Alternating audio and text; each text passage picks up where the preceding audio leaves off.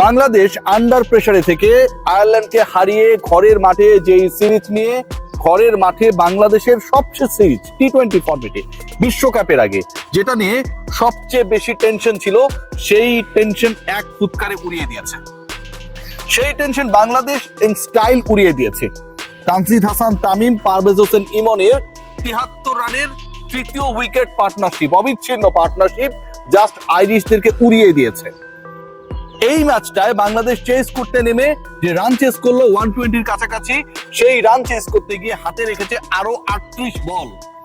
বাংলাদেশ যদি এই 38টা বল খেলতে পারতো তাহলে বাংলাদেশের স্কোরটা আমরা যেরকম টি-20 স্কোর দেখতে চাই, প্রেডিক্ট করি, হয়তো তার কাছাকাছি যেত।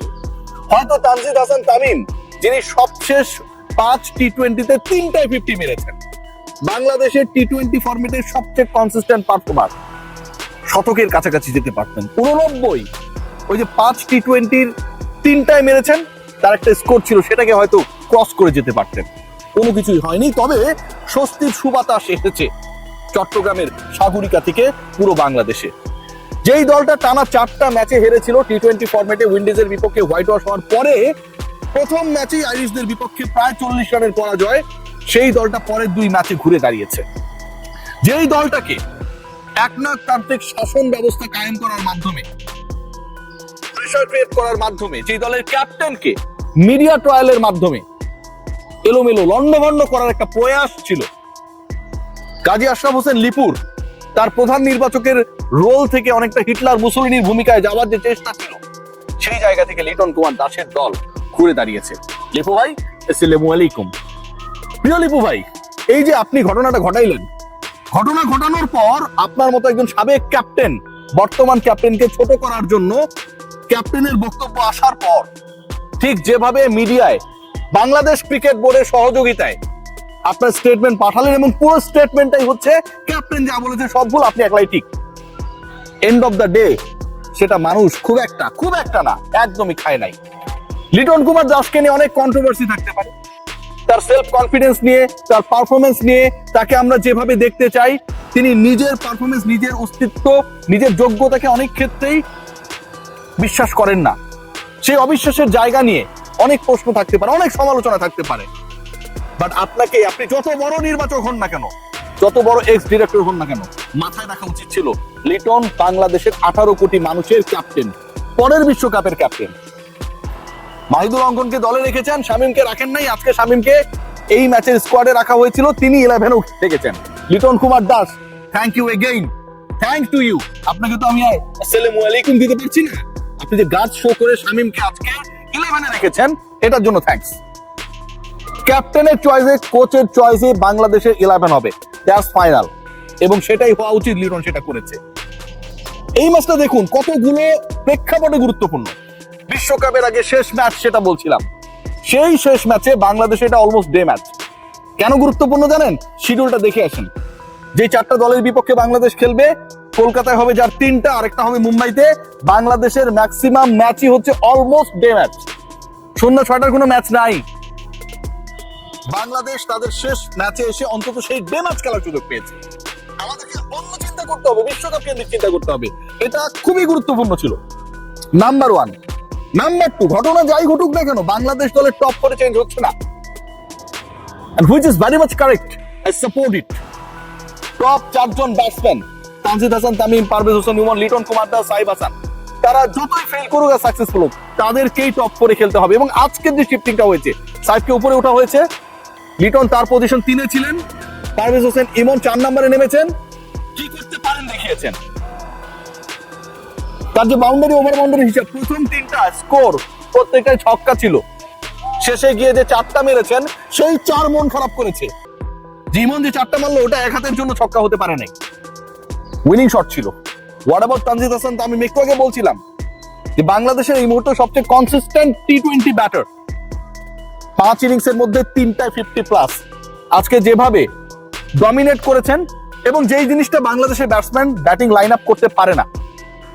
বাংলাদেশ যখন 118 করার একটা পরিকল্পনার মধ্যে ছিল জয়ের জন্য, ওই সময়টায় 36, 38 এবং 46 রানে 2 উইকেটে পতন হয়ে গেল, এবং সেই 2টা উইকেট আপনার প্রাইম 2 উইকেট। 2 উইকেট কারা? সাইফ হাসান, লিটন কুমার দাস। সেই প্রাইম দুটো উইকেট চলে যাবার পরে আমরা যা এক্সপেক্ট করি যে 46-এ 2টা গেছে, 65-তে 4টা যাবে, 87 করতে গিয়ে 6টা যাবে, শেষে গিয়ে সাইফুদ্দিন ম্যাচটা জেতাতেও পারে, সেই ঘটনা ঘটে নাই। তামিম এবং ইমনের সেই পার্টনারশিপ, সেই দুর্ধর্ষ ব্যাটিং আমরা দেখেছি তৃতীয় উইকেট পার্টনারশিপে 73 রানের ওই জুটিটা আমার কাছে মনে হয় খুবই গুরুত্বপূর্ণ ছিল। 4 নাম্বার ইমন কেমন করে সেটাও দেখার লাস্ট চান্স ছিল, তিনি দেখিয়ে দিয়েছেন।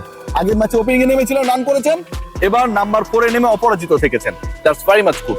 সো ওয়ার্ল্ড কাপের প্রিপারেশন ওয়াইজ বাংলাদেশ আজকের ম্যাচে যেভাবে এক্সিকিউট করেছে, বাংলাদেশ আজকের ম্যাচে যেভাবে জিতেছে, বাংলাদেশ আজকের ম্যাচে যেভাবে ডমিনেট করেছে, বাংলাদেশ আজকের ম্যাচে যেভাবে সফল করেছে, প্রত্যেকটা জায়গায় they deserve the full marks.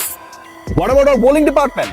Rishad Hossain, অনেকেই কমেন্ট করছেন, আমি যখন কোনো কন্টেন্ট বানাই বিপিএল নিয়ে, রিশাদের ব্যাপারে কমেন্টটা সবচেয়ে বেশি আসে।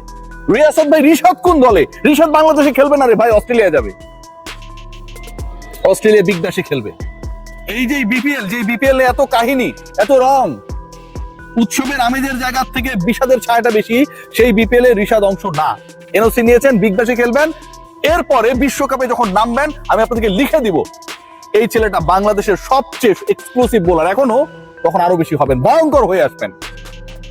4 ওভার বল করেছেন, 11টা ডট দিয়েছেন, 5-এর একটু বেশি ইকোনমি, 21 রান দিয়েছেন, 3 উইকেট নিয়েছেন। পল স্টাইং এর উইকেটটা যেটা সবচেয়ে গুরুত্বপূর্ণ ছিল, স্কোরটা আরো বেশি হতে পারতো তিনি টিকে থাকলে, সেখানটা he played a big role. What about Mustafiz? 3 over ball করেছেন, 11 রান দিয়েছেন, 3 উইকেট নিয়েছেন, আইপিএল কর্তৃপক্ষকে আরেকবার নড়িয়ে চড়িয়ে দিয়েছেন। 16 তারিখে মিনি অকশন, সেই অকশনে মুস্তাফিজ সর্বোচ্চ ভিত্তি মূল্যের যে কজন ক্রিকেটার রয়েছে তাদের একজন, 2 কোটি টাকা। সাকিব আল হাসান 1 কোটি টাকায় সেই নিলামে উঠছেন।